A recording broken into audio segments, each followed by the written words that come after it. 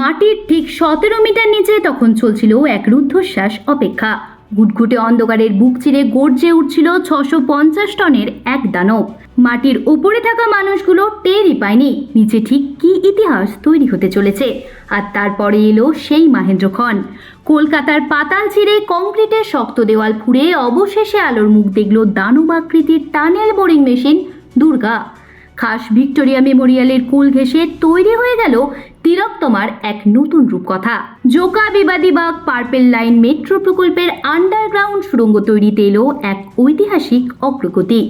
ইঞ্জিনিয়ারিংয়ের ভাষায় যাকে বলে এক দুর্দান্ত টানেল ব্রেক থ্রু।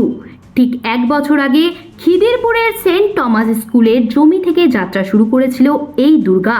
দীর্ঘ 1.7 কিলোমিটার পথ নিখুঁতভাবে পাড়ি দিয়ে আজ সে ভিক্টোরিয়া মেমোরিয়াল স্টেশনে এসে পৌঁছালো। এই ঐতিহাসিক মুহূর্তে সাক্ষী থাকতে হাজির ছিলেন মেট্রো রেলের উচ্চপদস্থ আধিকারিকেরা, নেপালের কনসাল জেনারেল এবং কলকাতা পুরসভার কমিশনার সহ আরও অনেকে। অতীতে শিয়ালদহ রুটের টিবিএম উর্বির ক্ষেত্রেও ঠিক এমন ম্যাজিক দেখেছিল কলকাতা। মেট্রো কর্তৃপক্ষের মতে সিভিল ইঞ্জিনিয়ারদের টানেলিং প্রজেক্টের ক্ষেত্রে এটি অত্যন্ত বড় একটি মাইলস্টোন। কলকাতার নরম মাটির কথা মাথায় রেখে চেন্নাই থেকে আনা এই মেশিনে ব্যবহার করা হয়েছে বিশ্বমানের প্রযুক্তি। ইনফ্লেটেবল সিল এবং প্রেসার ট্রান্সডিউসারের মতো আধুনিক সুরক্ষা ব্যবস্থা যেমন রয়েছে, তেমনি প্রতি মিলিমিটার মাটির মুভমেন্টের ওপর রাখা হচ্ছে কড়া নজর। এই রিয়েল টাইম মনিটরিংয়ের কারণে কোনো রকম দুর্ঘটনা বা কারো চোট আঘাত ছাড়াই অত্যন্ত নিরাপদে এই কঠিন কাজ সম্পন্ন করা সম্ভব হয়েছে। মাটির উপরে ফোর্ট উইলিয়াম বা পিটিএস এর মতো গুরুত্বপূর্ণ এলাকা থাকা সত্ত্বেও কোনো ক্ষতি ছাড়াই এই কাজ সম্পন্ন হয়েছে। তবে দুর্গা কিন্তু একা নয়। জোকামুখী সমান্তরাল সুড়ঙ্গটি তৈরির দায়িত্বে রাত দিন কাজ করে চলেছে তার সহকর্মী টিবিএম দিব্যা। আশা করা হচ্ছে আগামী আগস্ট মাসের শেষ দিকের মধ্যেই দিব্যাও ভিক্টোরিয়া মেমোরিয়াল স্টেশনে ব্রেক থ্রু করবে। পরের ধাপে এই দিব্যা মেশিনটি দিয়েই ভিক্টোরিয়া থেকে পার্ক স্ট্রিট ছুঁয়ে এসপ্ল্যানেড পর্যন্ত সুড়ঙ্গ খননের কাজ করা হবে।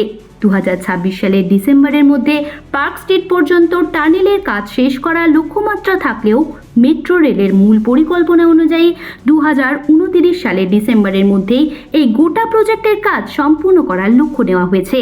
2010 সাল থেকে শুরু করে দীর্ঘদিন ধরে জমি জট বা গাছ কাটা সংক্রান্ত নানা বাধায় বহুবার থমকেছে এই প্রকল্প।